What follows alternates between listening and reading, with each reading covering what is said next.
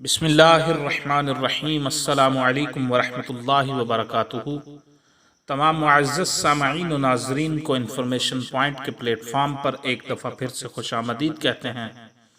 سامعین و ناظرین، ہماری آج کی اس ویڈیو کے اندر ہم جانیں گے کہ شام کے وقت جھاڑو لگانا کیسا عمل ہے۔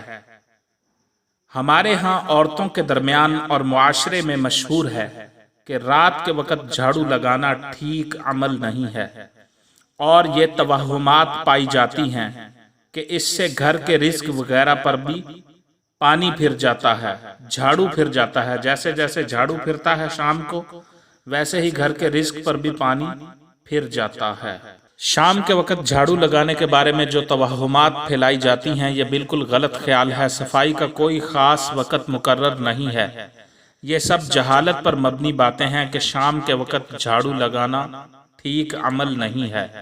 قرآن و حدیث میں صفائی کے لیے کوئی خاص وقت مقرر نہیں کیا گیا ہے۔ سامعین و ناظرین، جب بھی صفائی کی ضرورت ہو اسے کرنا چاہیے، چاہے کوئی بھی وقت ہو۔ اگر شام کے وقت گھر میں گندگی پھیل گئی ہو اور بدبو بن رہی ہو تو صبح کا انتظار کرنا بے وقوفی ہے۔ جب بھی صفائی کی ضرورت ہو فوراً کریں، یہی احسن عمل ہے۔ جیسا کہ اللہ تبارک و تعالی نے سورۃ البقرہ میں ارشاد فرمایا ہے، بلا شک اللہ توبہ کرنے والوں اور صفائی اختیار کرنے والوں سے محبت فرماتا ہے۔